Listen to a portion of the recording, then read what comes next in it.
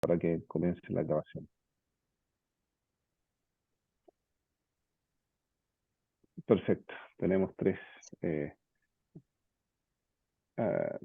grabaciones. We have three recording, porque estamos grabando en los tres idiomas, para después poder subirlo a YouTube en los tres idiomas. We're recording in 3 languages because we are going to upload the YouTube with the 3 different translations.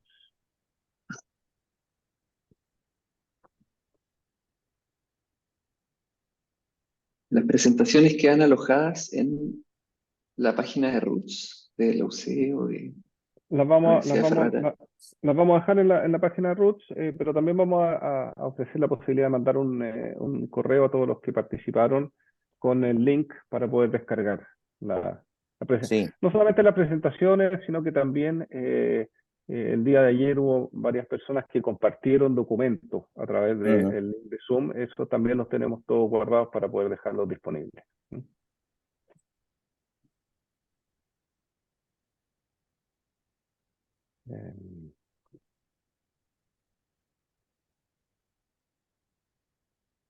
Estamos esperando 2-3 minutos para poder comenzar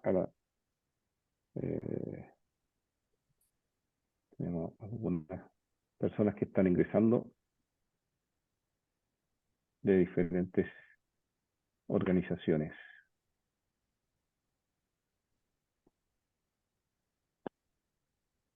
Y de distintos países también.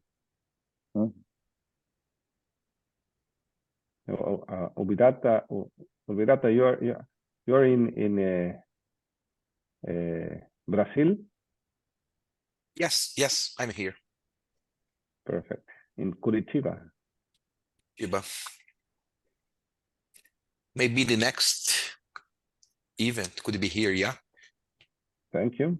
That would be great. Wow, great. And yes, it's Tom, a long... just want to check. Tom, where are you in I'm in Portsmouth, New Hampshire. In New Hampshire. Excellent. Yeah, about an hour north of Boston. Perfect. Good to have you here, Tom. Thank you. Oh, it's great to much. be here. Yes, really. Hi, Tom. Hello, Janji. And hi, Sasha. Oh. Yeah, Sasha, you are in Vermont? Yes, I'm in Vermont. Yeah, we have people. We're finally the sun is shining. Great. Hi, Andrea. Welcome. Hello. Nice to see you. I'm home in Santiago. In Santiago, yeah. Yes. Still in Santiago. And Janji, where are you? Are you Hi. in Ferrara? or are you... In Ferrara, yes. Ferrara. Yeah, at home, perfect. at home. And Paula Spinozzi, how are you? You're silent. You have to open your microphone. Sorry, you're right. I'm fine. I'm in Rimini. In Rimini. So when I'm in Rimini, I'm always fine. Excellent. So we have people. When I'm in Rimini or when I'm abroad, I'm always fine. When I'm in Ferrara, but can cope with that. Okay. It's 9:07 for me, so maybe we can start.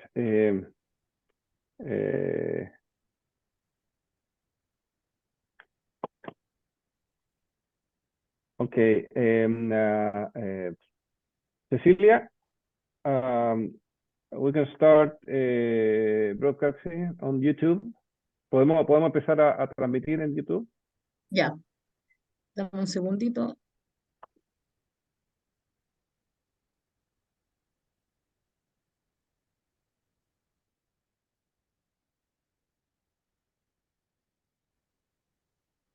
Estamos esperando que vamos a empezar la transmisión en YouTube y con eso partimos.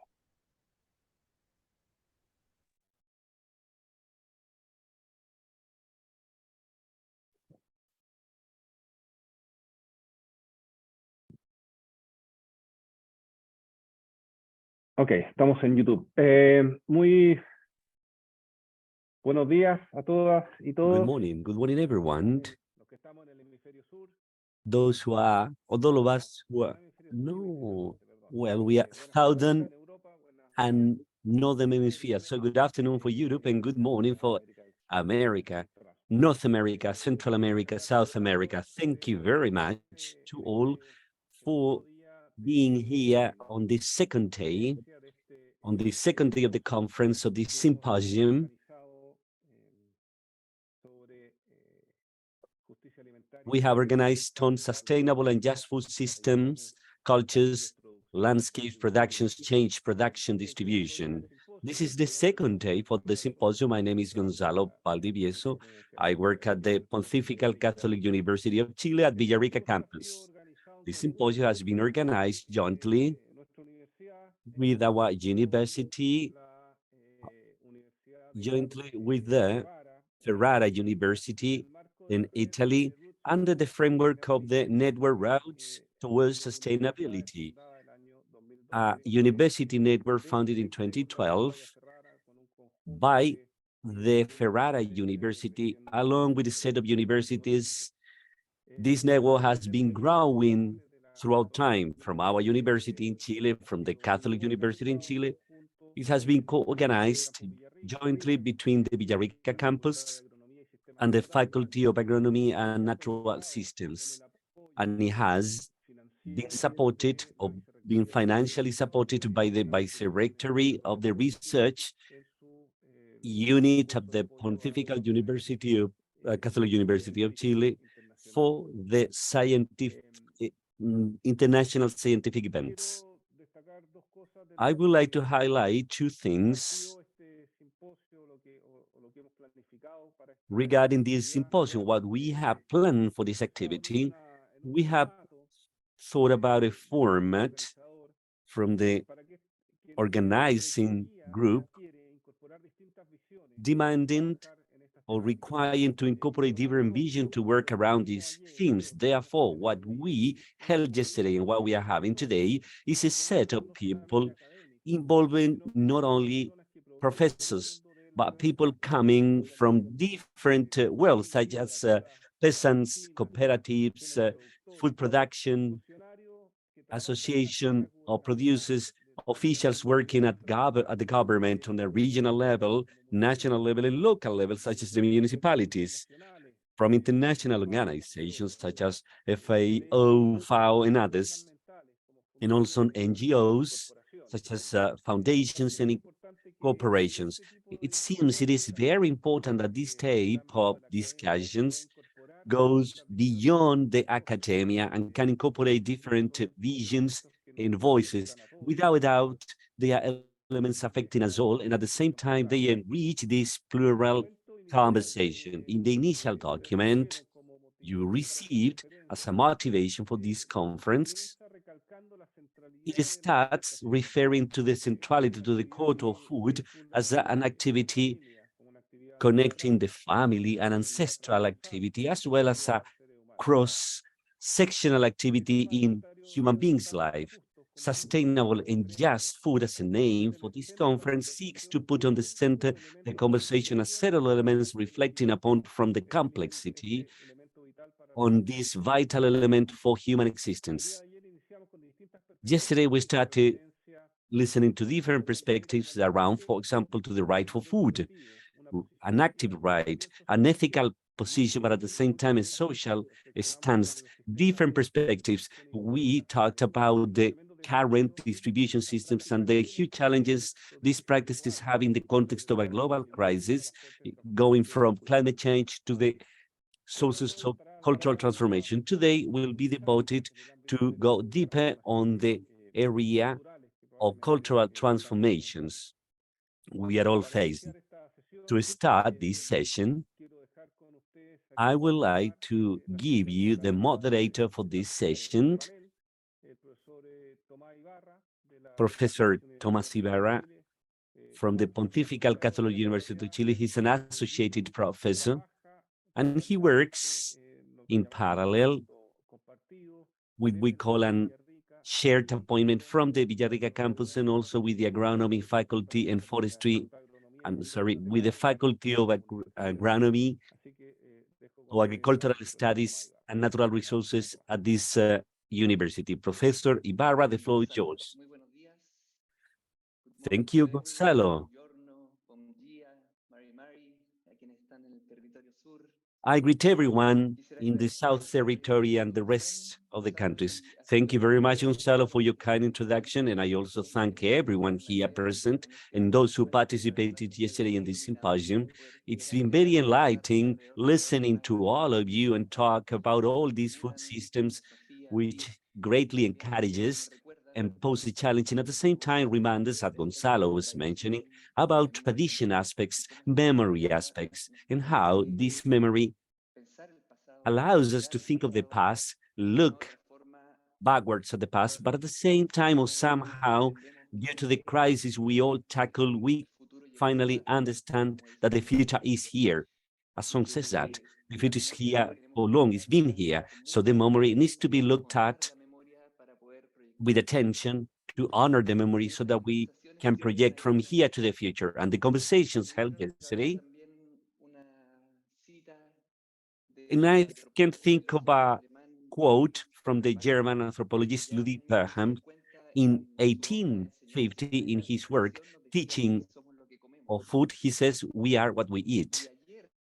And yesterday, in a very enlightening fashion, one way or another, by showcasing from the local to face global perspective, Professor Aguirre yesterday reminded us that we eat in the way we live and we get sick in the way we eat at the same time.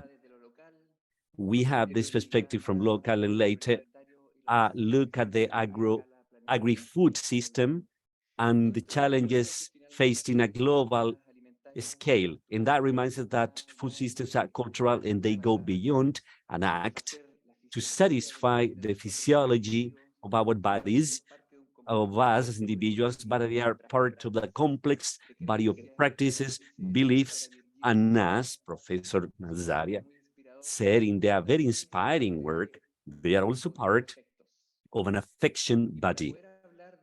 And to refer to that, to recognize these cultural aspects connected to food systems, here, and I am honored to introduce Professor Fatima Vera. And now I will change it to English to introduce Professor Fatima. Professor Fatima Vera is Vice President for Culture at the University of Porto and full professor at the Faculty of Arts and Humanities, where she has been teaching since 1986.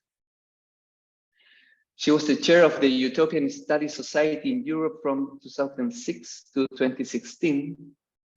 And in 2013, she received the Larry Hawk Distinguished Service Award from the American and Canadian Society for Utopian Studies.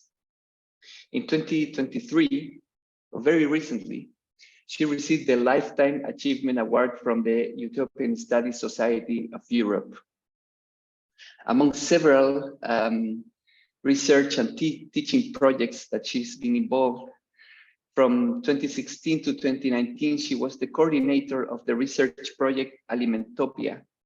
Very, very interesting. I didn't know about it. So I was Googling it, very, very inspiring, which was funded by the Foundation for Science and Technology.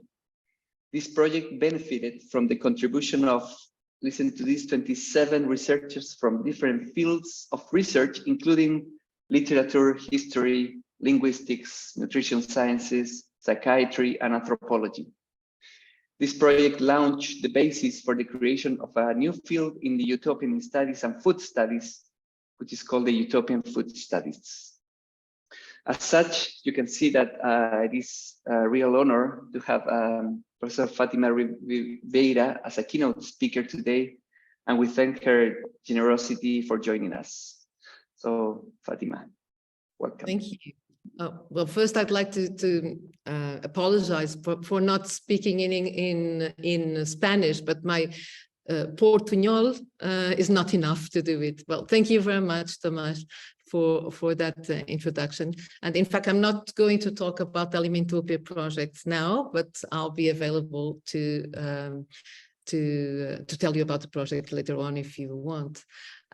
So I thought that my background is the humanities. And so what I thought that I could offer today is a humanities perspective. And I would like to start precisely by stressing what distinguishes the humanities from the sciences.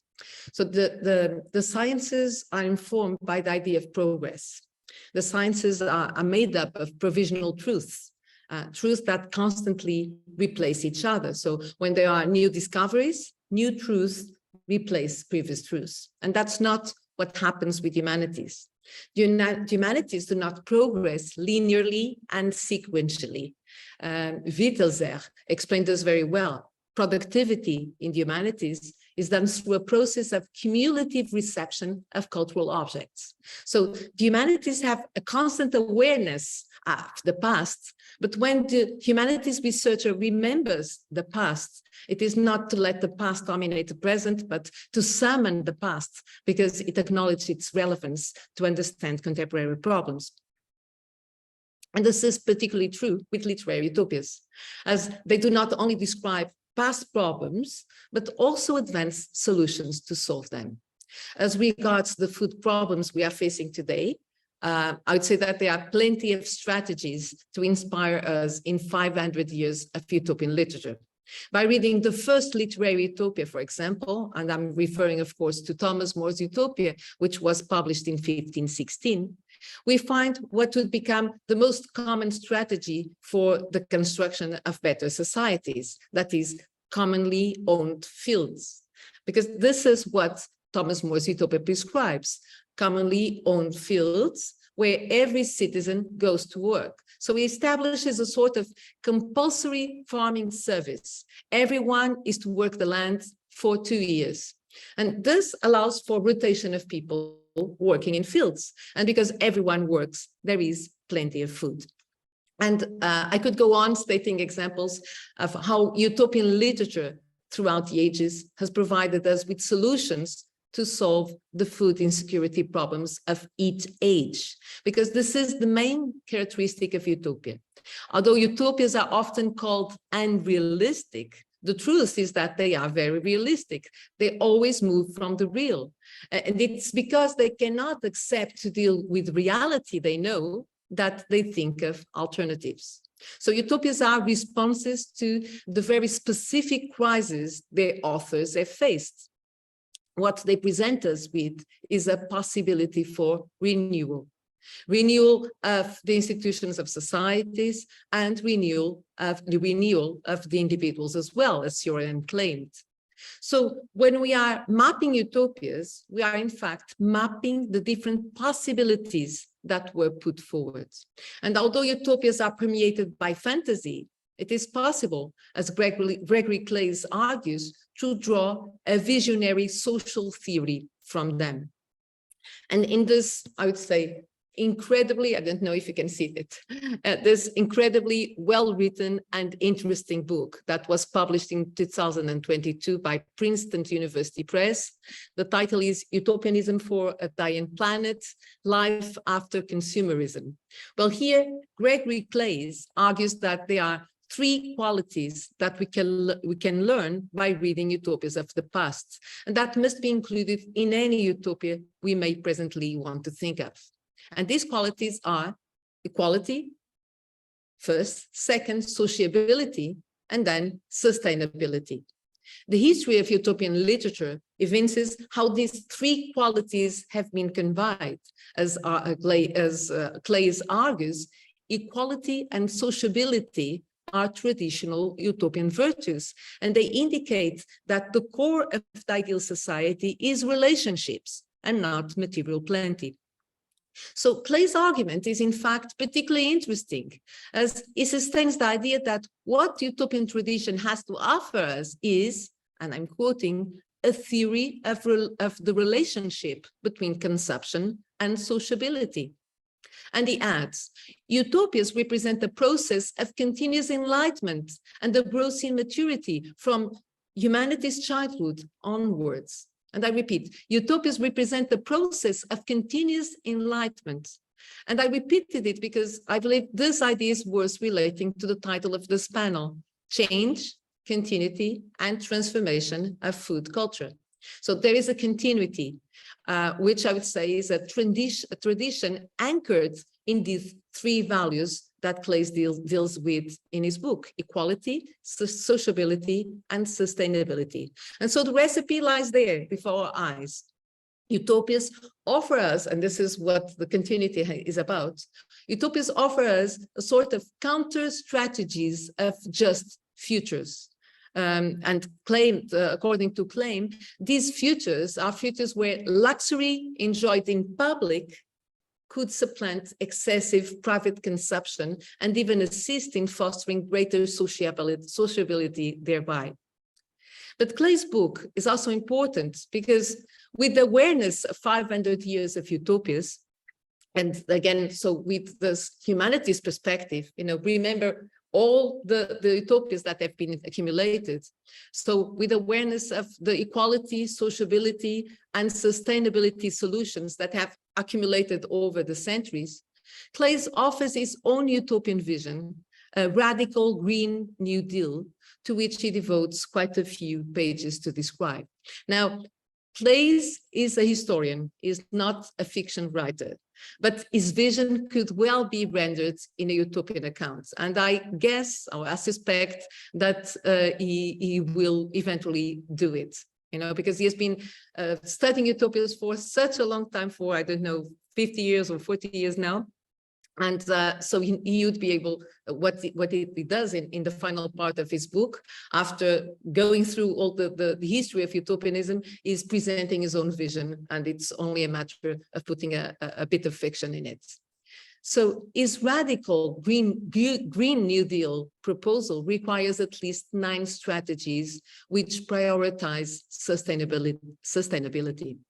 As he explains, all involve deglobalization or producing food and other commodities locally where possible. So I have this deglobalization and then local production to reduce transportation costs, as well as downshifting, greater frugality, and prioritizing public over private luxury. So he doesn't say that we don't need luxury.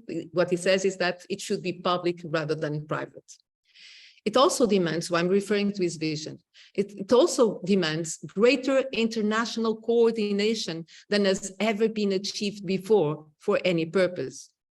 As regards the specific case of food, Claes envisions a system where agriculture is prioritized over manufacturing and necessities above luxuries to avoid food shortages. The international division of labor will also have to be altered dramatically, Claes sustains, as carbon pricing will determine what is grown or made and where. And so I go quoting from his vision. New policies will involve moving from a global market to sourcing locally grown and entirely organic products where possible, with a view to maximizing local and regional self-sufficiency and reducing the carbon cost of food. So food may cost more when it is grown in a high-wage economy, but its carbon footprint is smaller. And this is quite an intelligent proposal from my point of view. But there are also other proposals: reducing food waste, transforming fish farming, curtailing beef consumption dramatically, shifting agricultural subsidies dramatically in favor of sustainability, reducing dramatically the amount of fat in our diets, reducing the amount of energy wasted in production, transforming food packaging, ending plant obsolescence and recycling everything, opening non-profitable sustainable goods shops on a large scale, supported by public money, to, as a transitional measure, compete with the private sector, a measure, he reminds us, that has been present throughout the history of utopianism. Also eliminating desirability for luxury. So what he wants is to also to control advertising. Sharply reducing distribution costs and factor them in their carbon footprint when we are pricing food products, which is interesting as well. So these are the main measures described by Clays as regards food, but that need to be implemented at the same time as other measures regarding other aspects: energy, reforestation, water management and species protection, restraining demand and consumption of luxury products in general, population restraint. And this is very interesting because he says, well, at some point we'll have to discuss the need to control population, because the more people there are, the fewer plants, the insects and animals there will be. But also we need, he says, to restructure work. And we are now starting with a 4-day week, and we'll eventually go to a 3-day week, he says. But also restructure totally change the dominant corporate model, especially mega corporations that have no democratic values. And these, of course, need to be restructured through transformational economic policies. And he mainly refers cooperative and profit-sharing measures. But also public service, he says. Public service needs to be informed by a renewed ideal of public duty towards other people and the natural world. And of course, we need to solve also the problem of wealth and inequality. And only when all this is solved, he says, will the great change happen. And of course, he's also thinking of this great change, thinking in particular of the question of sustainability. And what he says is that one of the things that we have to be aware of is that this change, the great change, this great revolution, will be immensely expensive, at least $100 trillion and probably much more. So a peaceful revolution will be needed here, with progressive taxation on larger incomes. Urban renewal will also be a key ingredient of this great change, as we will need to make cities survivable in much hotter temperatures. But utopian cities, Clays claims, must also replicate the solidarity of small town life on a much larger urban scale. It will be a matter, he says, of implementing the neighborhood model, as what characterizes a human-centered city is the feeling of neighborhood. And here, Clays mentions the possibility of creating utopian enclaves, where specific rules may prevail, providing people with a sense of communal identity. It will be a matter, as he says, of conceiving our cities as communities where people live, rather than merely places where they work and buy. This, Clays concludes, is what the 21st century utopia might look like. But it will only work if all the measures are introduced at the same time. These must also be seen as principles guiding us to an uncertain future. And now I'd like to comment on these two things that I've just mentioned. And the first thing is this idea that this plan, or any plan in fact, will only work if all the measures are introduced at the same time. And here, I would say that we are already taking important steps as regards food, because in fact, I would say that 50 years ago we talk about food, but today we do not any longer talk about food, but about food systems, meaning the complex web of activities involving the production, processing, transport, and consumptions of foods, and also including, as we all know, the consideration of aspects such as food waste, how food impacts the environment, how food impacts human health, among other aspects. So this is very important, that we always talk about food systems and not about food only.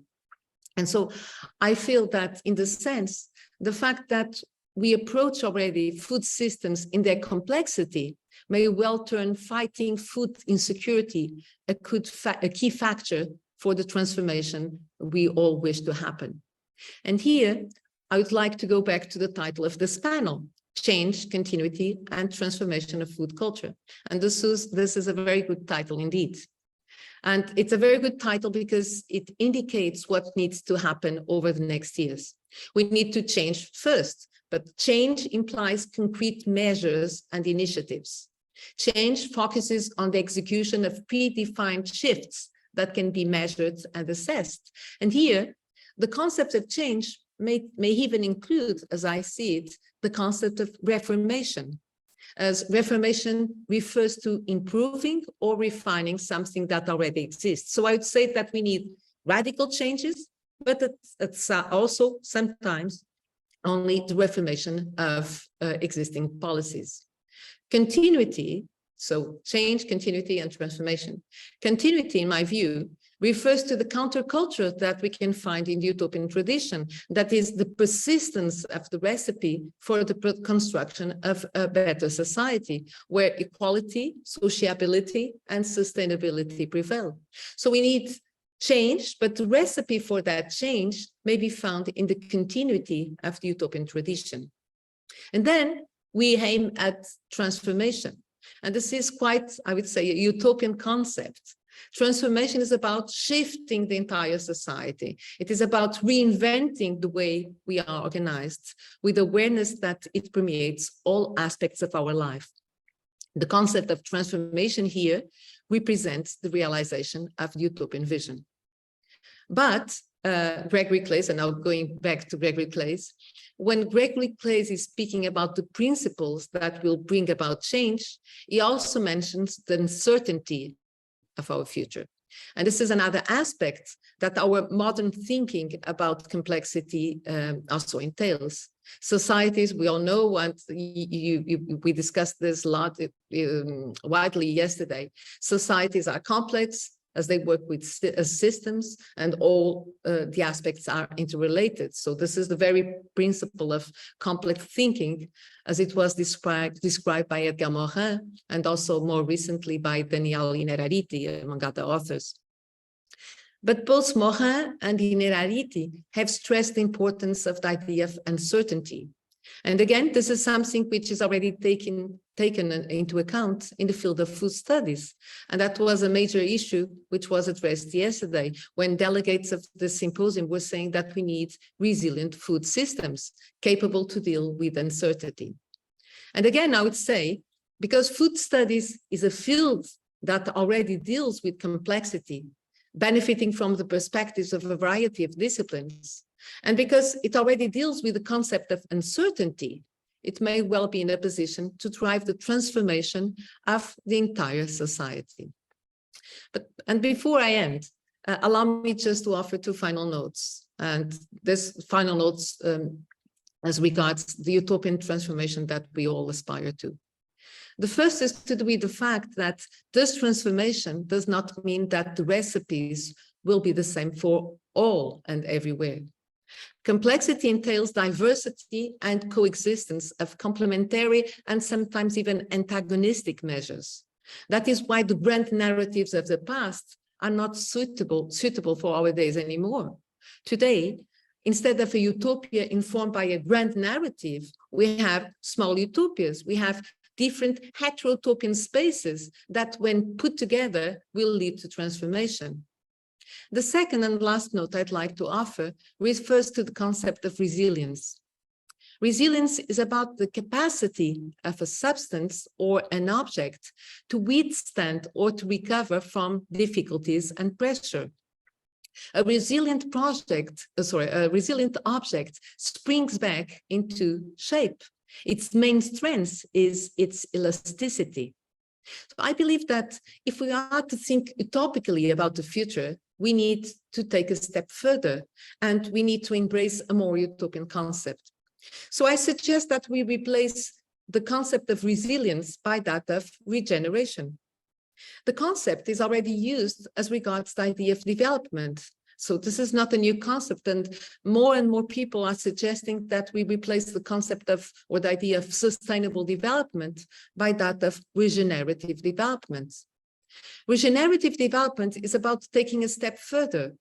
It is about thinking that we should not aim simply at reducing harm or at reversing damage.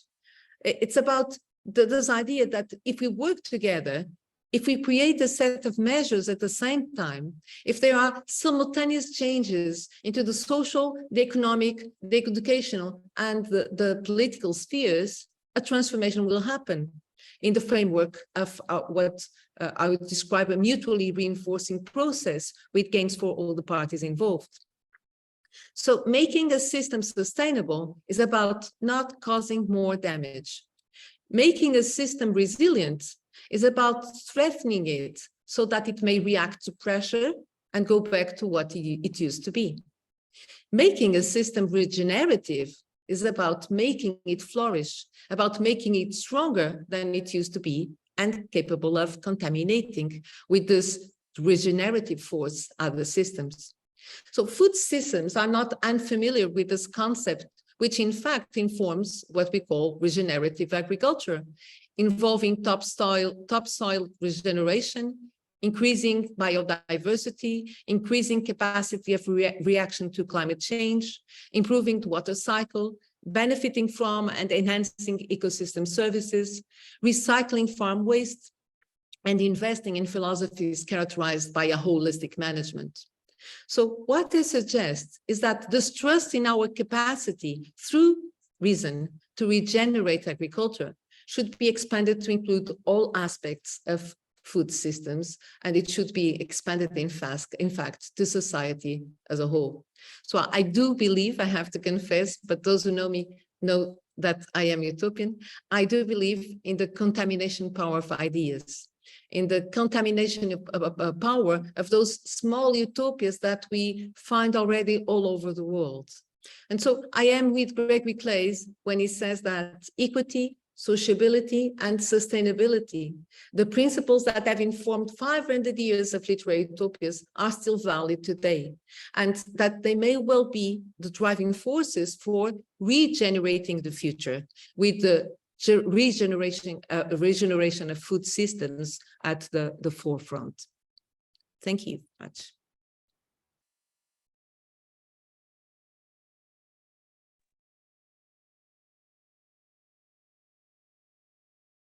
Bien, muchas gracias, Fatima. Thank you very much, Fatima, for all of the concepts that you shared with us from a very rich work related to utopia, and how from the environmental humanities we can see concepts that are related to very complex city systems and critical systems. As you shared this with us, I remember this idea that proposes Anna Singer from environmental humanities. Let's imagine an art to live in ruins, and how in that concept we have the ruins of capitalism, of notions like, for example, the limit time from the Anthropocene, and for example, the ideas of uncertainty, the resilience, and the idea to regenerate the system. Thank you very much. And I want to offer the floor to everyone for you to make questions, comments, opinions. We have some time to share. Anybody that wants to share their ideas?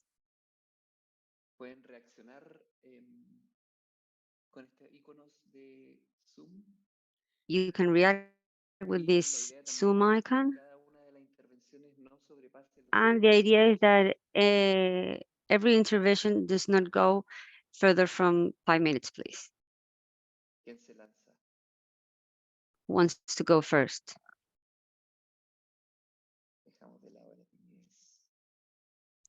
Let's leave shyness apart, away.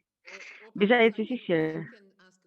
So do you think that we can transform the world by, o quizás yo puedo hablar un poco.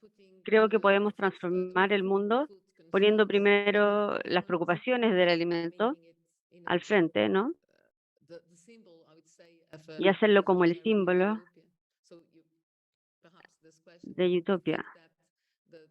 Or do you agree that the concept of resilience is not enough, and that we should go to the concept, or for the concept of regenerative utopias, or is it too much? Because I'm really interested in your opinion, I really am. Gracias, Fatima. yo de verdad también ahora me siento muy Thank you very interpelado. much, Fatima. I would like to make some comments, but we're going to leave Pedro that wants to speak. And then Gianfranco. First of all, thank you to Fatima to invite me and all the group to accept. Hi, Pedro. It is always a pleasure to listen to her and to their ideas. I'm speaking in English, if you don't mind. Just to say hello to all of us, I'm a nutritionist, and during these last years, I've been trying to protect and create measures to protect Mediterranean diet here in Portugal and through UNESCO and the work at UNESCO. And I would like to say that one of the most interesting proposals that came here by Fatima, I will just comment one because I will spend many time commenting everyone, but all of them. But to comment the aspect of frugality, that is quite impacting.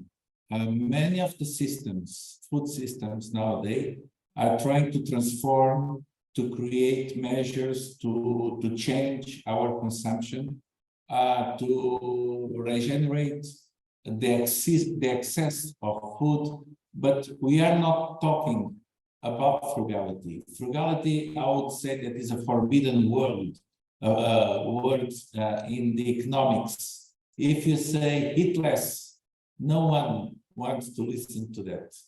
It's always change the way you eat more organic, eat more proximal, eat more that and that. Never we say eat less. I would say that we eat too much. We must decrease the quantity of food that we have. But I think these are also very changing words, because there are many persons that they don't have food enough to eat. So it's always difficult to make this type of speech. But I would say that nowadays, in most parts of the world, poor, rich, everyone are eating too much. Sometimes too much calories, the poor. Sometimes too much calories, proteins, and other nutrients, the rich. But always too much calories.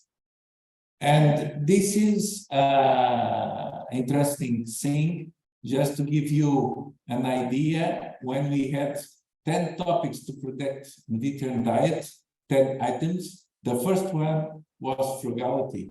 But that one was missed by most that now talk about that.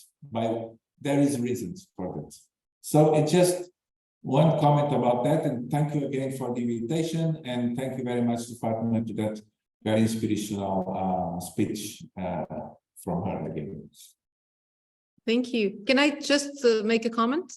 Thank you. Yeah, First go of all, ahead. thank you very much, Pedro. So Pedro Graça is also director of our Faculty of Nutrition Sciences, and we'll hopefully host our next meeting in May, is it? The Roots Towards Sustainability. So he has agreed to host the event at his own faculty. So thank you very much for that as well. You are very welcome.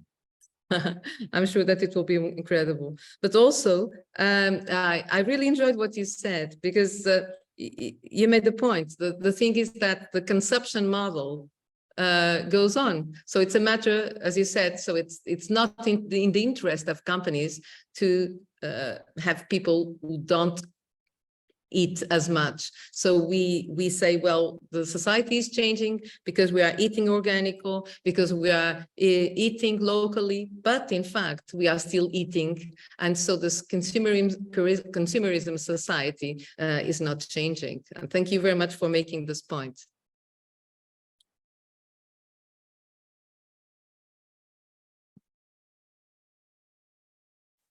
Gracias, Fatima. Gracias, Pedro.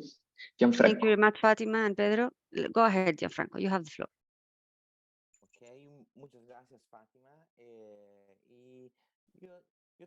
Thank you very much, Fatima. I have 2 points that I think they are very important. in this reflection. The first of them is that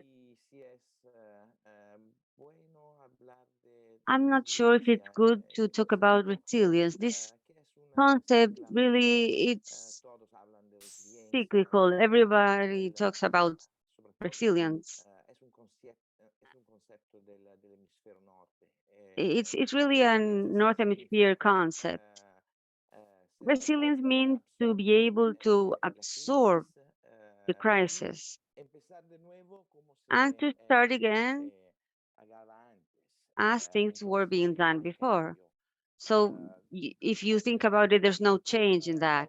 So after a while, everything starts again the same way that it was.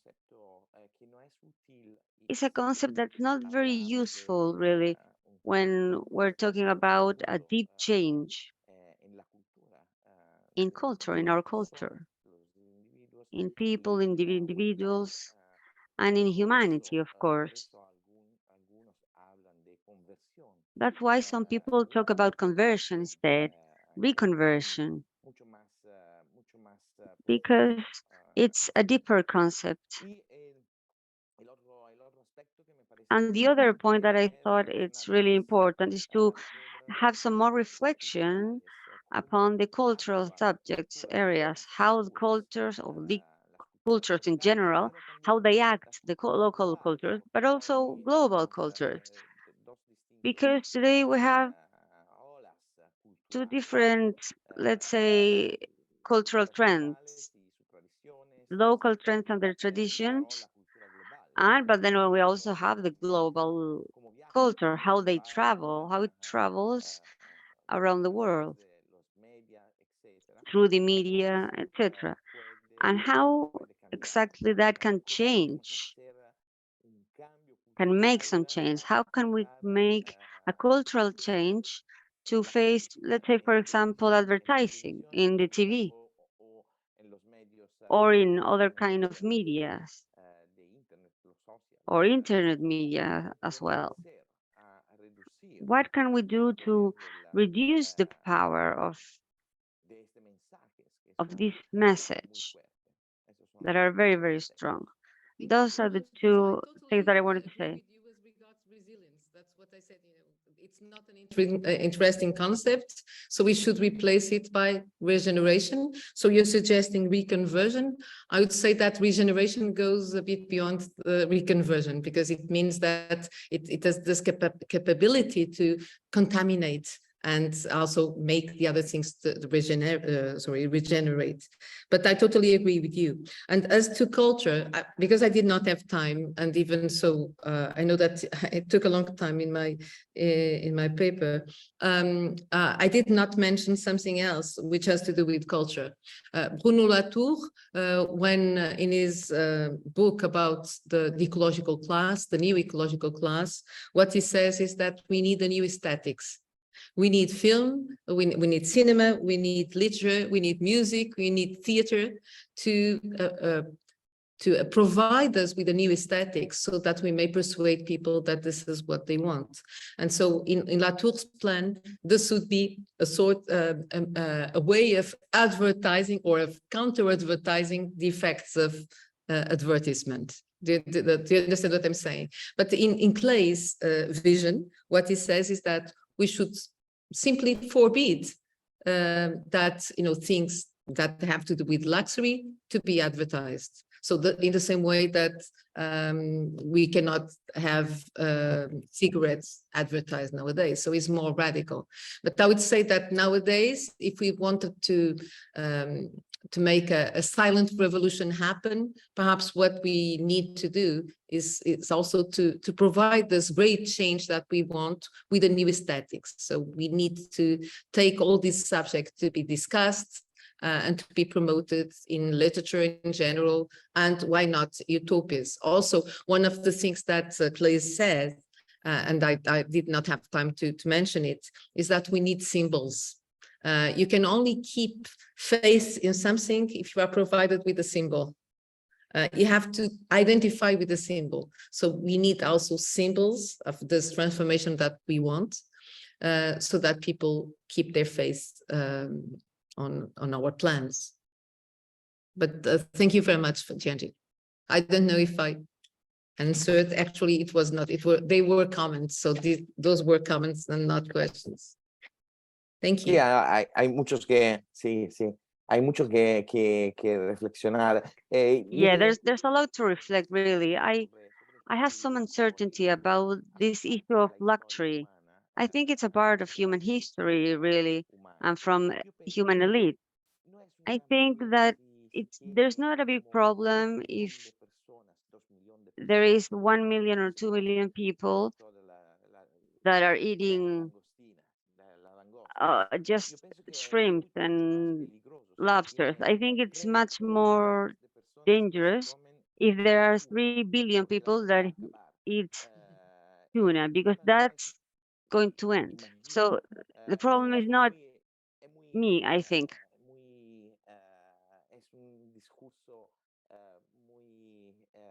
I think it's a very, how can I say this? I don't have the exact word, but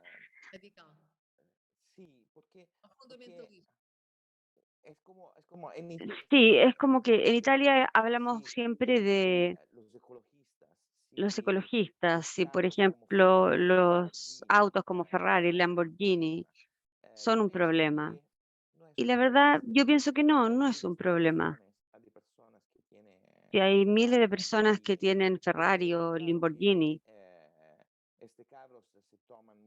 porque sí, por supuesto, estos carros gastan mucha gasolina, pero el problema son los billones de autos que todos tenemos en todo el mundo, la clase media. Este es en realidad el impacto más fuerte. The higher impact, sorry, on the luxury. And to try and fight luxury has some power, but the problem is they're going to say that we are maximalists or communists, for example. That's like the higher insult that you can do to someone in this era. There's an incredible book about luxury written by Gilles Lipovetsky, and that's what he shows. He shows that luxury, is part of our history. But what I was talking about was something different. And I was actually presenting place views, but I subscribe to that what we need to do is not to eradicate luxury, but to make it public. So instead of private luxury, you should invest in public luxury. So instead of having 1 million cars, we could have very wonderful, incredible buses that we can all take. So it's not about having a simple life, and say, no, we are going to be very Spartan. It's about making luxury public so that everyone may benefit from it. So it's a different strategy. So we may have a wonderful auditorium for theater plays, for instance, but we will all be able to enjoy it instead of having a wonderful panoramic, whatever, TV at home. Okay, but thank you again. Vamos a seguir ahora. We're going to continue now, please, and then we'll continue directly with Gonzalo.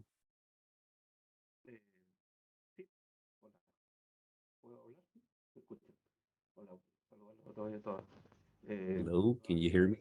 Yeah, I thank you for the invitation and the possibility to talk to you. I work at the Chilean Association of Municipalities, and today I'm in charge of technical assistance. And given that Professor Fatima was mentioning the title of this about change, continuity, and transformation, and Gianfranco was talking about the possibility we can criticize luxury, and that would mean that we can be communist oriented, so to speak. I'll take the word. I was remembering a book by Carlos Marx that says that philosophers have only interpreted the world, and what we are trying to do is to change. It is interesting to think of it, and this is based on this. Since Professor Fatima was talking about utopias, in such a dystopian world we are living today, we are facing powers when we talk about the consumerism or the consumption pattern and the luxury matter. There is a schedule obsolescence, you see, and that also has an impact. Not only we're talking about 4 things, but this obsolescence is something that has to do with things that they are forcing us to consume. It's not nothing that I want to. My cell phone eventually will break down and I will have to buy a new one, you see? And thus something, well, here we are all convened here for food and production things. And then again, I want to refer to something that was mentioned, and I understand Gonzalo Baldiviezo's geographer, if I am not mistaken. Well, I'm also a geographer. And the first, to talk about localization and economic activities are geographers. They talked about localization of agricultural production on which there is an idea of a regional, this relation between territory and economy. And why am I mentioning this? Because the cost for transport of agriculture are today tremendously important, because in Chile, from the model imposed by military dictatorship, well, comparative, let's start producing TV sets under these logics of industrialization, imports. So let's produce for just when we see comparative advantages, transport cost increase. Therefore, it is not the old-fashioned production we used to have in the Araucanía region, the forestry industry, that changed. The production matters completely.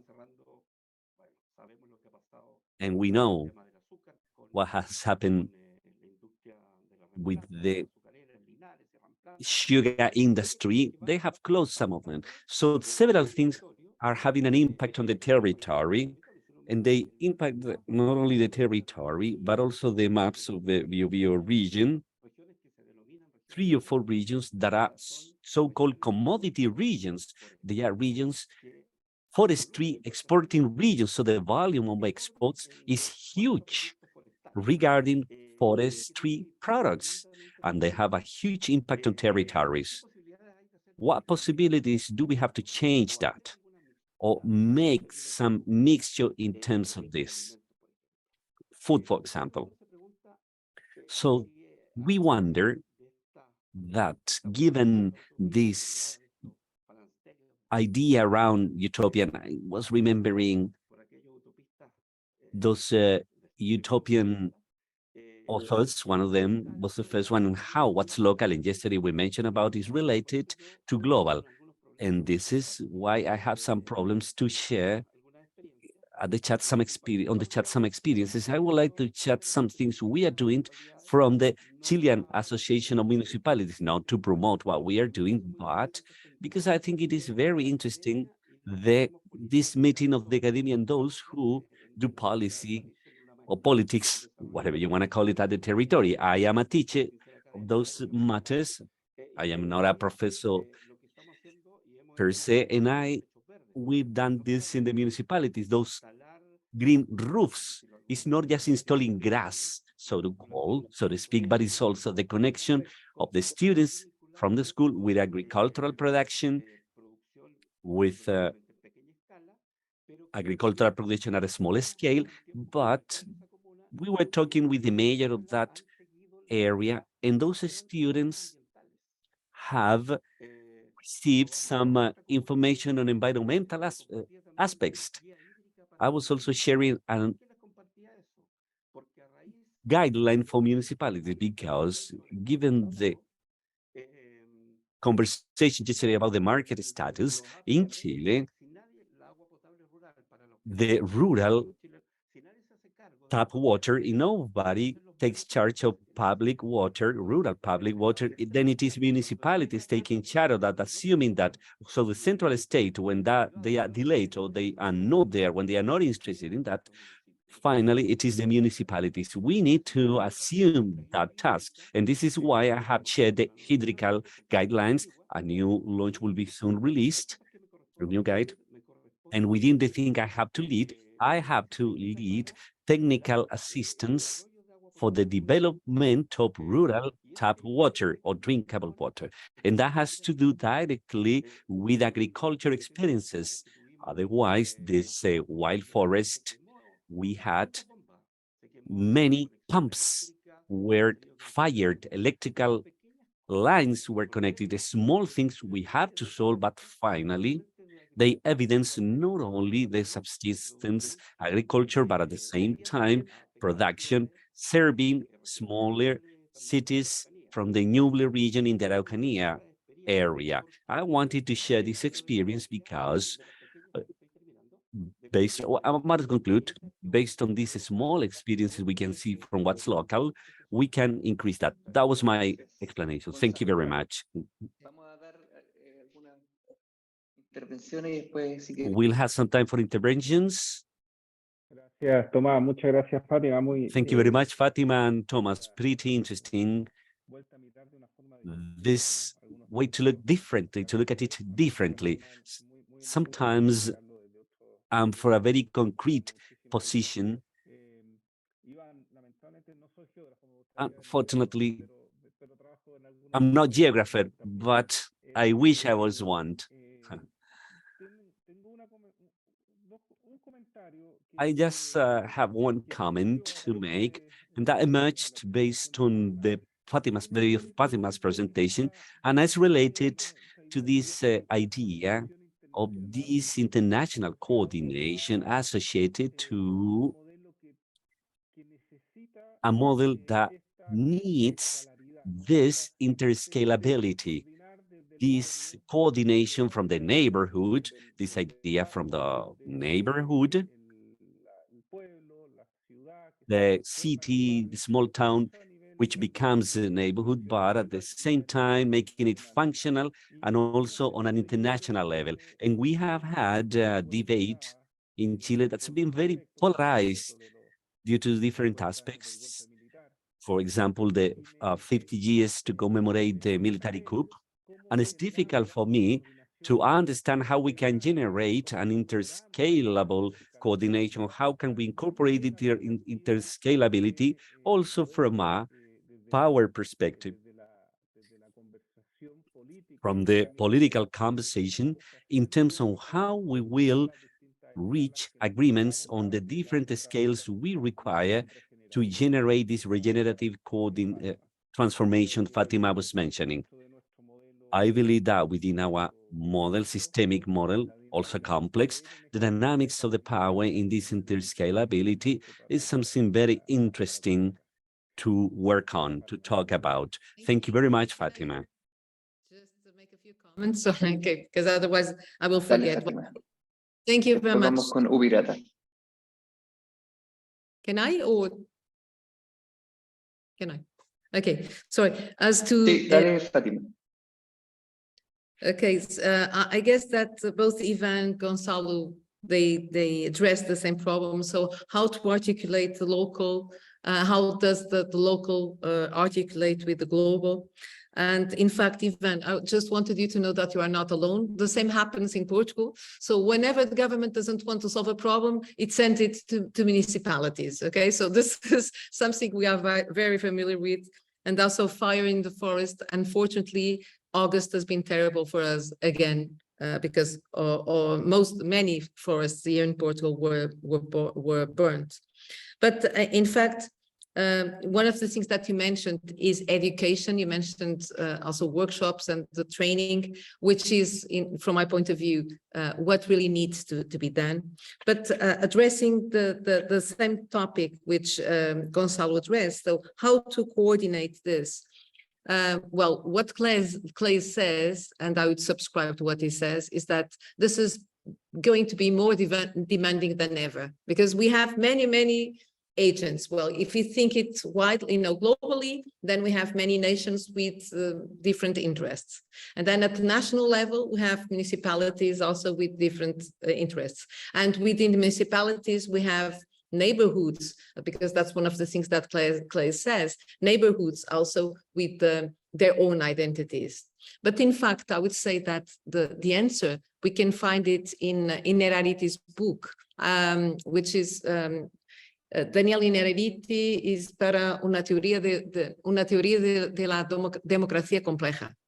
Sí, okay. Refers to a theory of complex democracy. What he says is that if we want to understand how we are going to change, how we're going to construct society, we need to understand that the political tools and the concepts, political concepts that we use nowadays should be replaced. And he says this as regards democracy. What he says is that we talk about democracy nowadays, but in fact, the idea of democracy was defined in 19th century. So we are using 19th century conceptual tools to understand what is happening nowadays. And so I would resort to that idea, and also to the chapter where in Innerariti's book, he says that if we want change to happen, we cannot be waiting for the state. We cannot wait for the municipalities. We cannot wait for associations in general, and we cannot wait for the individuals. The thing is that we have to put all this together, and this is what he calls complex democracy. So in complex democracy, we have different agents, sometimes even standing for different positions, but they will eventually manage to articulate their own interests. So this international cooperation and national cooperation, of course, it's going to be very demanding. It's a very utopian vision. But again, I would say that utopias do not need to be fully realized. So they are, something that we put on our horizon, and they make us improve. At least they are a sort of direction. But anyway, I don't know if I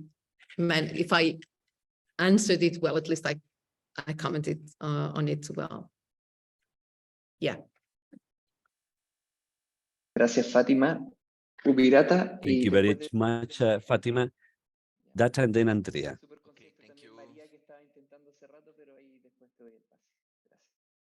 Okay, thank you, Thomas.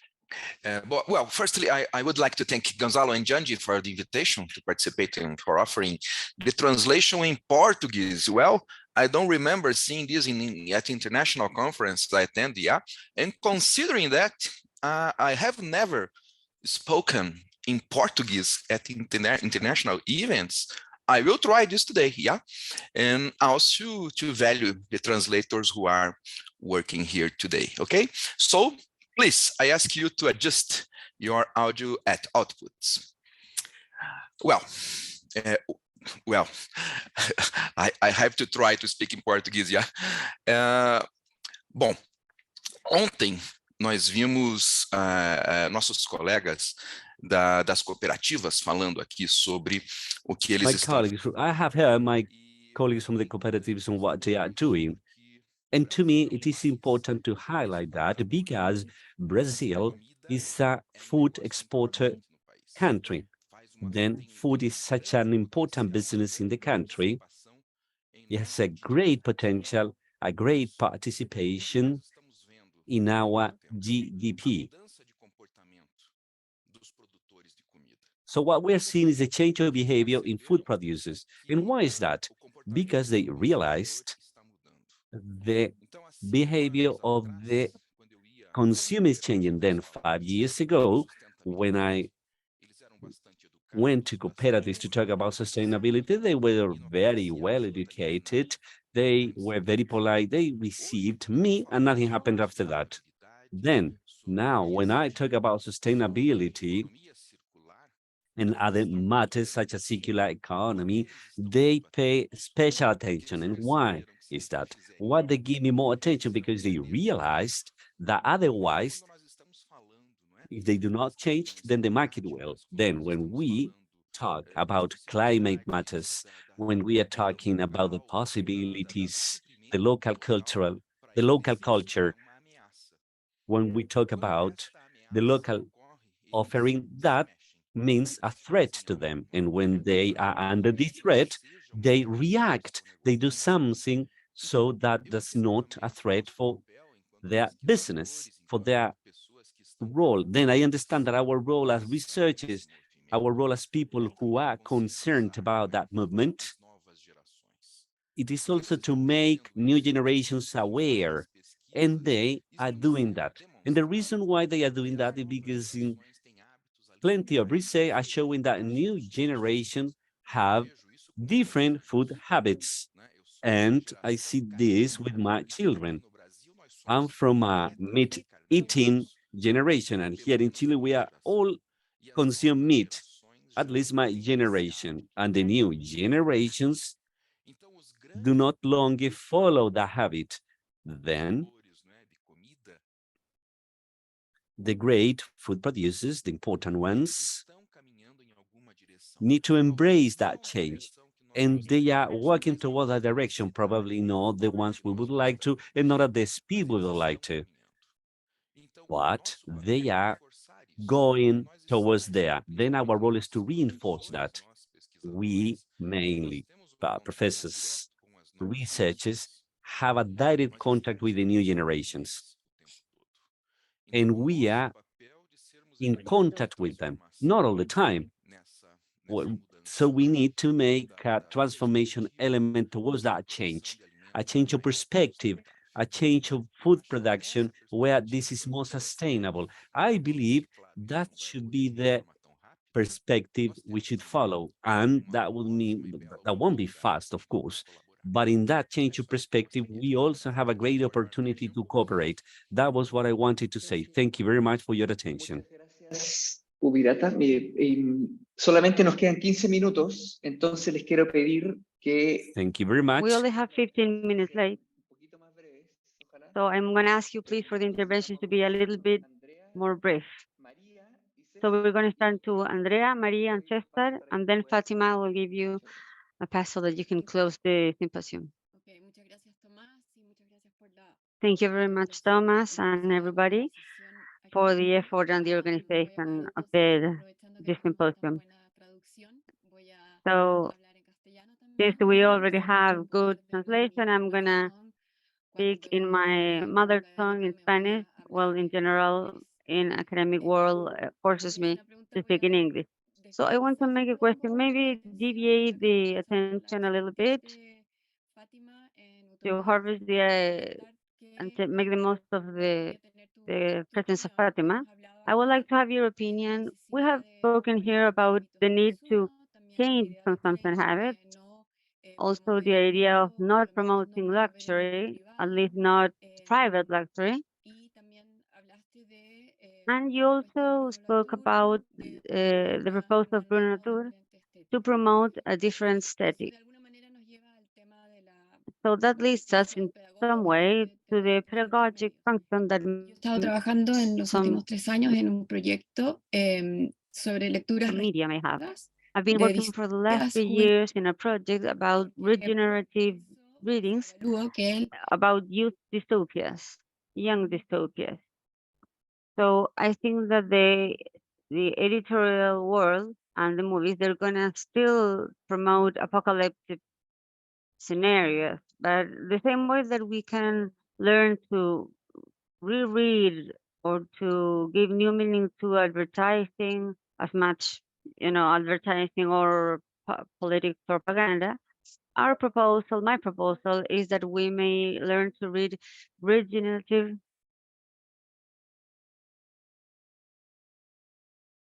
That's a term Cómo of aprender a Thomas tirar Moylan. esperanza dentro de esas distopías juveniles. Ese es el trabajo que estaba haciendo y quería saber tu That's the work that I've been doing. That's the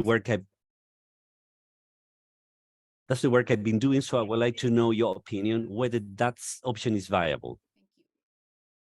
Bien, guardamos el comentario entonces de Fátima para el So we'll final. keep the comment of Fatima for the end. Now let's go to Maria and we'll close with Cesar. Brief, please.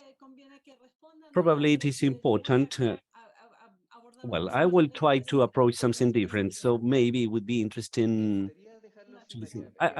This is the way I would like to put it. Then we close with Fatima. Yeah, so that you can participate. Yes, I just wanted to say, I want to say thank you very much, because this talk, this conversation approach some intersections that are difficult to address, where the humanities, well, the humanistic disciplines have a say, and we can visualize the possibility for contribution. And in those contributions, I would like to take a couple of concepts, the regeneration concept and the fair transition.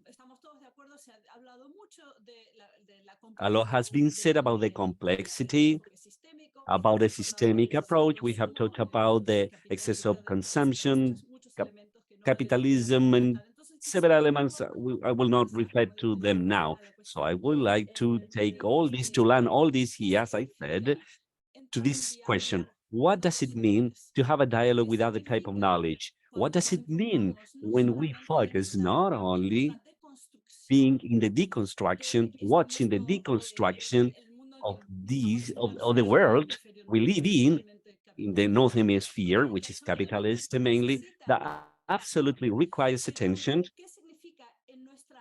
What does it mean in our academia to decolonize the knowledge, to be into this dialogue? And what does it mean when we bump into a situation where this regeneration invites us to learn from this new situation that puts us away from our position? I'm thinking in English and in Spanish, all right. That changes completely, change our plans and schemes completely, change what we are used to, and particularly continues to pay attention to this. We have an academic tradition that is strongly embedded in this principle of the scientific method, where we continue a linear sequence, and that's the huge contribution of the humanistic disciplines. But I would like to go a step further from this observation and reflect upon what we can and must do. What is our learning like to create opportunities where no dialogue about knowledge can occur? That was just an idea. And in part of this, when I have mentioned the scientific method that has been embedded in all disciplinary fields, what I mean is this attitude for predictability, saying that if I study something, I will be able to predict a situation. Based on that, the utilitarian sense we are giving to this scientific work, generally speaking. There were just some ideas to comment on. And thank you very much for everything that's been talked about here. Very highly valuable. Thank you very much, Maria. Last comment, and then we'll go to Fatima.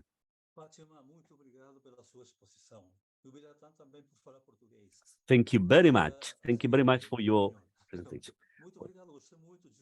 I will continue in Spanish.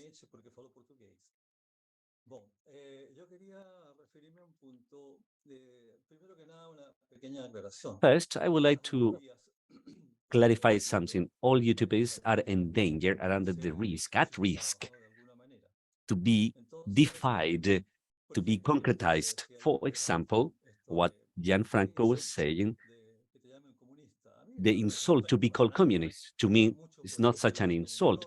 To many, it might be an honor, probably, to be called a communist, and probably for some of us here. But that's the risks we are under when we try to apply utopias. As I see it, we have very advanced utopias. This Fatima was mentioning, referring to talk about food system. This is still a lot way to go, but it's a huge transition. It's a great advancement, a great gain, as well as a contribution. We need to refer to the environmental matter and included here, so to refer to food systems at the same time. What I mean, what I want to say is what we are doing here with our colleague present here, Caterina, and is work about something that has to do with public policies so that you can support this utopia's concretization. In the world, we have 25 countries working, or they have implemented school food programs, and they feed around 483 million of students, children mainly. In Latin America, it is 80 million children. And we have such a big tool, and this is a paradoxical thing, it's a huge tool for a change to implement this conception of the food towards the food systems, and including the environmental thing here in Latin America. That's the great opportunity we have. Having a world budget of $35 billion or $1 trillion is important, and that's also done through public procurement. Those are purchases made by the state. Is a tool that could change everything if we want to change it. The problem is not the tool or the utopia, it's the political will to make that change. And I will set an example in the case of Chile. Chile has one of the food school programs, one of the most advanced food school programs. The target population is covered 100%. Its system is a program covering 100% of that population. However, public procurement or public policy, and emphasize the word public, only buys food from 5% of the local growers. Why shouldn't be the same Brazil has done with this hunger zero, expanding to a very high percentage of these small growers? And why not trying to introduce this ecological production, organic production, or biodynamic, or the way you want to mention it, with such a huge contribution to the decrease of these greenhouse effects in the world? And all that's possible because many of public procurement is made with national resources. External donation is little. Guatemala is just 5% of the total they spend on food school programs. And just, well, I have to say again, we have a tool, we have the idea of this utopia, but what we don't have is knowledge and political will to use resources to target them in the proper way. This is it.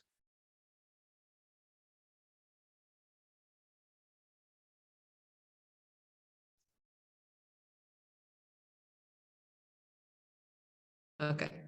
Estava a dizer que, em primeiro lugar, muito obrigada pelas perguntas. Vou falar em português para justificar a contratação do tradutor. É? Posso falar? Muito bem. Antes de mais, muitíssimo obrigada por estas perguntas. Eu não vou conseguir responder. In Portuguese, yes. Okay, thank you very much for the questions. I won't be able to answer everything, but I'm going to try. E é uma questão que até já tem sido levantada por outras pessoas, que é o problema de se dizer, estas utopias são utopias radicais, fundamentalistas. Well, it's a problem that has been spoken from some other people. A utopia era assim até ao século XIX. So the utopia is not like that. Nós hoje não temos grandes narrativas. When we had those narratives, nowadays é que nós we don't muitas have vezes great narratives. It's small utopia. Exatamente. And many times preconceito tão grande contra a utopia que as utopias se escondem such a big prejudice against the utopia. Chamam-lhes reformas, chamam-lhe outras coisas. Mas na verdade são utopias. Realmente esta rejeição parece-me que labels, we call them. Mas em relação àquilo que estava a dizer, que nós temos instrumentos, temos a there is that redirection. So what I'm saying is that we have instruments, we have tools, but there's no political will. Nós não temos a visão. Eu costumo falar muitas vezes. The problem is when we don't have that vision. Okay. A lot of times. Falar muitas vezes. Do you follow what I'm saying? Yes. E a utopia. I usually speak about the difference between perspective and utopia. That's very radical for me, very important. When we talk about perspective, we can think ahead what's going to happen. Because, for example, I have these tools, this is what I can do with these tools, and afterwards I'm going to decide what I do. I'm not limited by the tools that I have. I am limited by the tools, that's what I mean. But in utopia, we don't know. We don't want to know about tools. We're just questioning what is the vision, and then we look for the tools. Ninguém sabia como é que íamos arranjar uma vacina, mas os países So the vision was, for example, with COVID, that we were going to have that vaccine, but we weren't sure how it was going to be. But then the scientific helped, and we managed to have a vaccine. What worries us is to have a country without vision, but if we do have vision and the tools, then we need to convince the politicians in this democracy, this complex democracy with a lot of agents, that I am convinced that something will happen. We can convince them. We don't always have the solution, but I'm glad that we have at least a vision. And then what Maria commented, thank you very much because of your question, for your question. Sorry. A lot of times I ask myself how it is to work with people from other areas. I get to work with Pedro Graça, who is a nutritionist from the Utopian Project, and with colleagues of other areas. The first thing we had to do porque aquilo que para mim é comida não é like the linguistic people made a glossary, made a vocabulary of common vocabulary, common terms. Because maybe when I say it's food, some other people may understand some other things. So we made a vocabulary so that we were making sure that we spoke about the same things. We had two linguists working with us.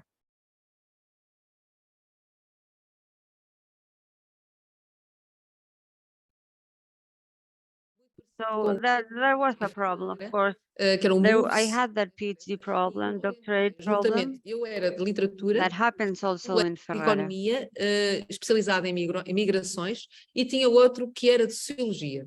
E nós os três orientamos a mesma estudante, que era da América do Sul. E depois era interessante, porque nós reuníamos antes e dizia assim o de economia: esta tese não está bem. Isto eu nunca aceitaria de um aluno meu. Ou então, era ao contrário, a certa altura dizia: não, isto não está bem. Uma tese em literatura tem de ter isto. O grande problema... It didn't belong to my students, so from another point of view, this is not good. In literature, for example, I wasn't working on a literature thesis, neither economy or sociology. We were working on a thesis about something very new that's happening now. Maria talked about this, and I remembered the European funds such as science, technology, engineering, and mathematics, STEM funds. And then the European funds, they say that the European funding, if we add the A for arts, then the problem is that the letter, A is translated into art in Portuguese, and in English, it's a matter of language. In English, it includes plastic arts, literature, philosophy, history, but that's called liberal arts. And with a different reading, because it includes other arts, but when they say that they only favor fun projects where this STEM should include the arts, so that you need to mix everything, and that's something that's problem. And we are learning with the students. We are learning from the student more than what they learn from us, and that's pretty interesting. Andrea was asking about regenerative readings of utopias, and I think that's interesting. I confess that we have several projects here with the schools. I used to work in positive psychology, I cannot tell a student from my school, if you don't do this, we will have a destroyed world. And I cannot show them a world of the end of the world, a picture of the end of the world. I have to show them that something where equality is for everyone. This is positive psychology. Andre, I can say, and truthfully, because it's difficult to see because there are no written contemporary utopias. We have dystopias. And for that, youngsters want that type of narratives. Something that's critical, but at the end of the tunnel, we can see the light.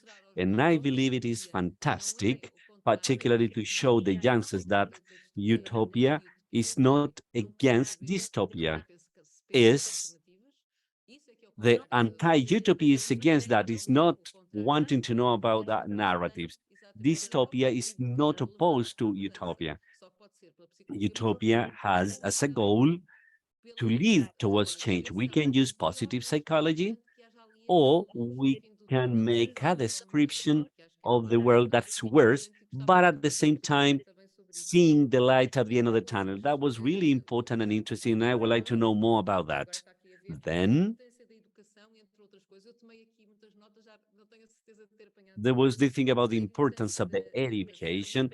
Well, I made my notes, but I didn't capture everything. The importance of the education and our role as professors or academics to educate those youngsters. And I would say that education is the only possibility.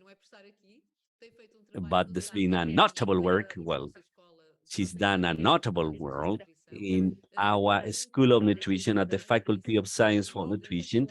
And there's been an incorporation. There's been training of nutritionists for education. Not only nutritionists is what we want, but nutritionists to know how to communicate.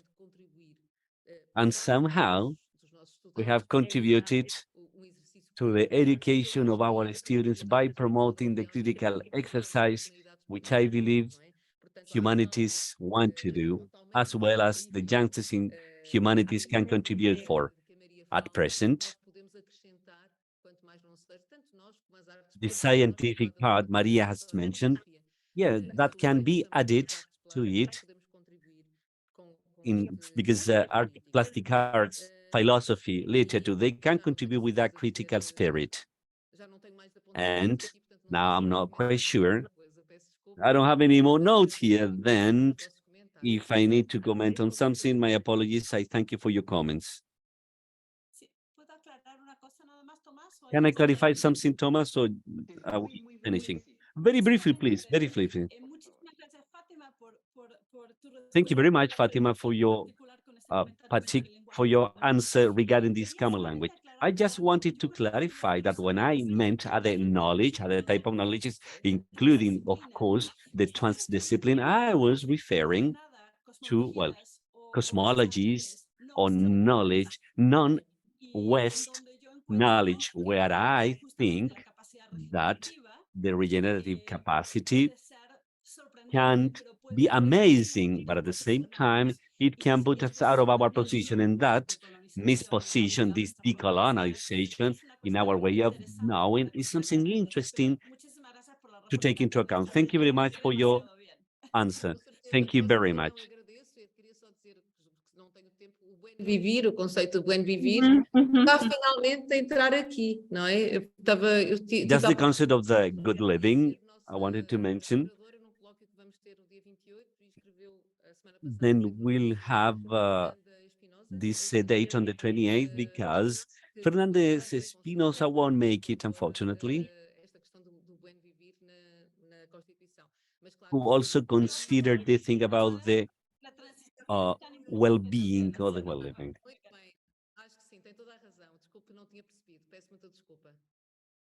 Yes, you are absolutely right. I haven't realized. My apologies. Thank you very much, Maria. Without a doubt, we all want to continue having this conversation. Thank you very much for the interventions. Rich and Fatima, thank you very much for sharing these utopias with us. And now I'm going to give you Gonzalo for the closing. Thank you very much, Thomas. Thank you very much, Fatima. And thank you all. Before we conclude this symposium, I would like to ask all of you and all that have their camera off, maybe please turn it on and you can activate it for a minute so that we can have this official picture with all of us together. Thank you very much, Patricia. Then I see several cameras being activated.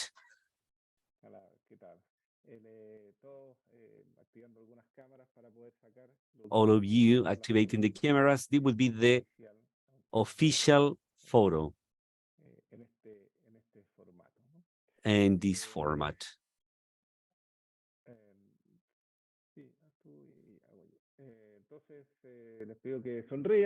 Also, the translators, Gonzalo, also the translators could be in the photograph, right? I am not sure if they can, but if you can, Jose Manuel, if your team can also be on the photograph, would be good. Thank you. Yes, thank you. Thank you so much. Okay. Ahí están incorporándose todas las personas. Vamos a entonces pido que pongan su cara de mayor sonrisa. Please smile, smile.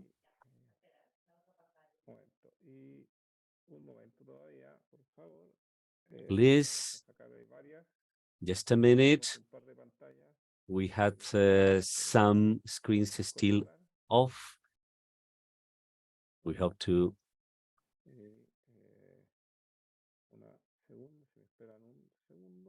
Yes, wait for me a minute.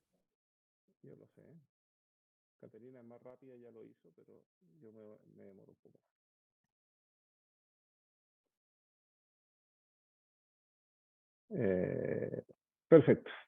Okay, perfect. Perfect.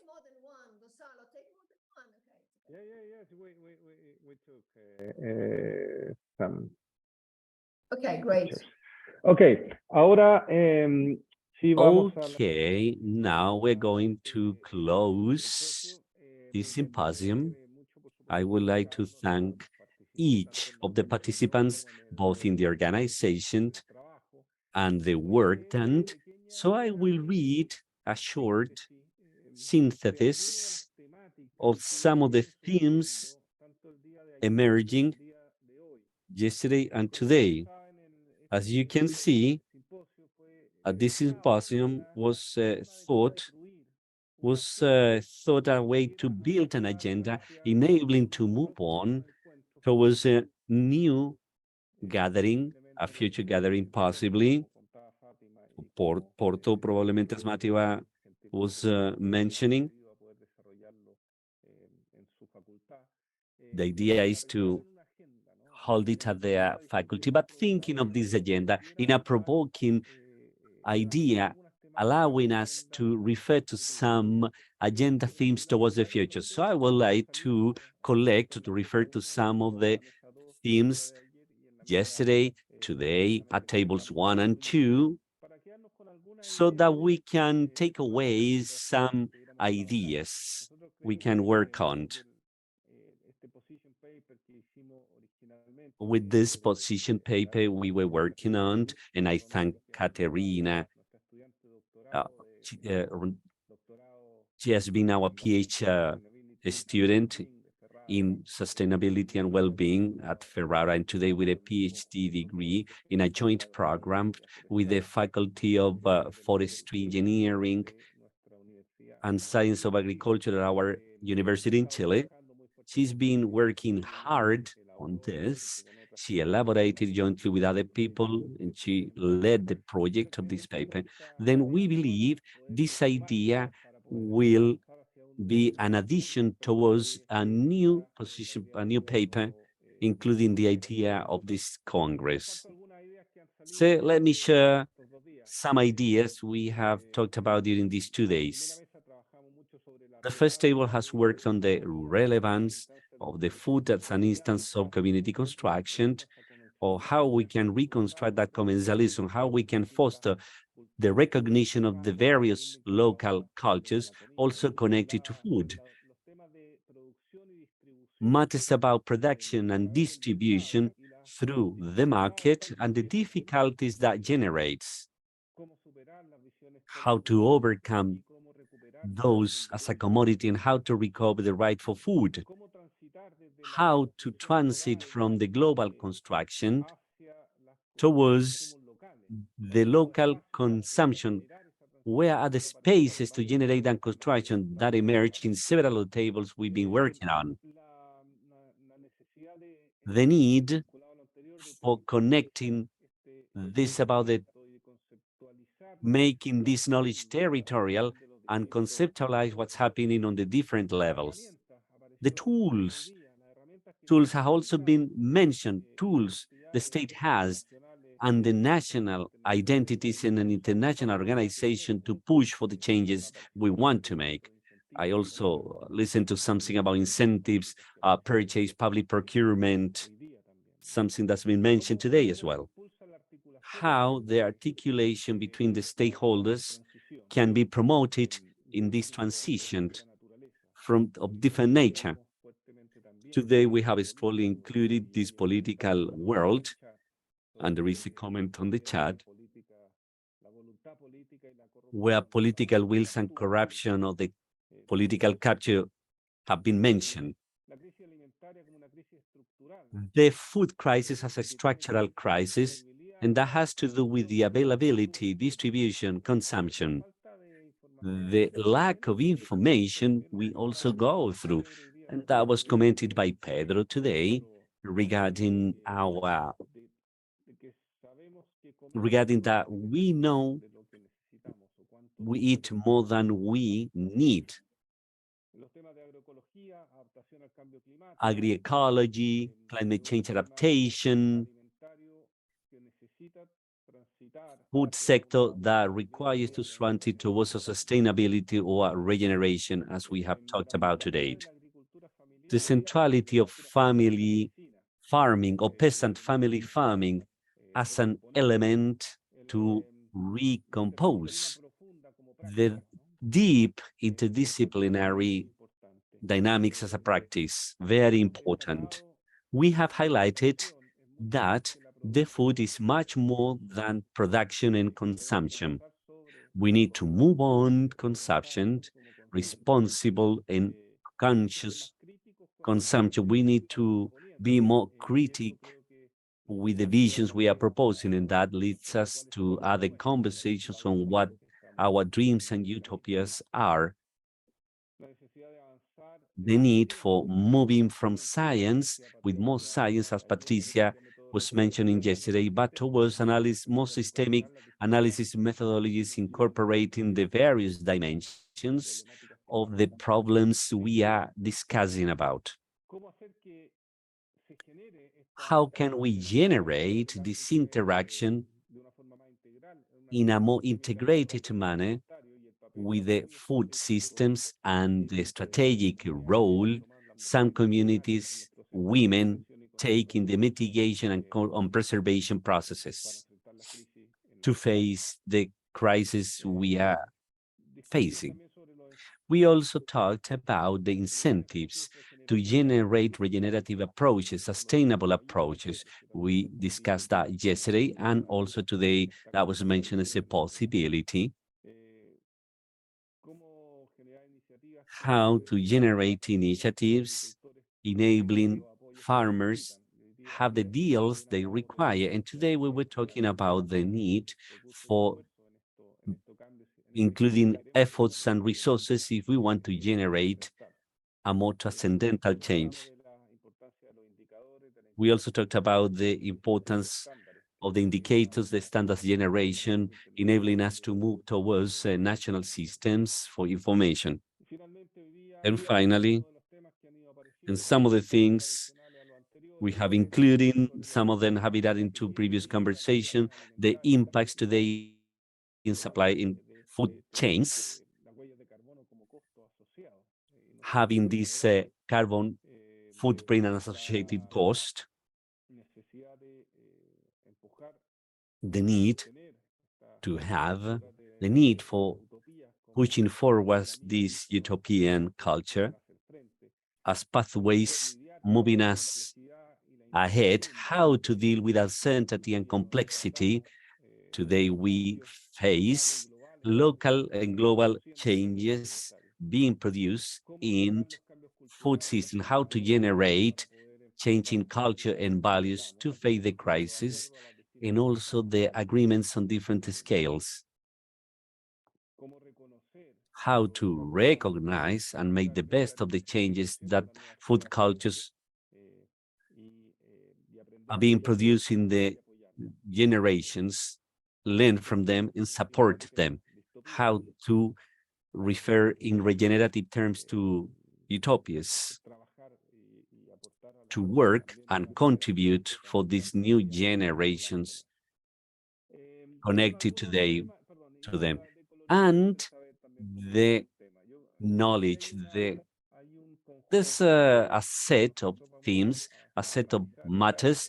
We will systematize this, we will organize this, and we'll make it available for everyone participating at this conference. And as many of the texts being shared through the chat during these 2 days, these 3 sessions. We understand this as a continuous process, an ongoing process. This does not end here.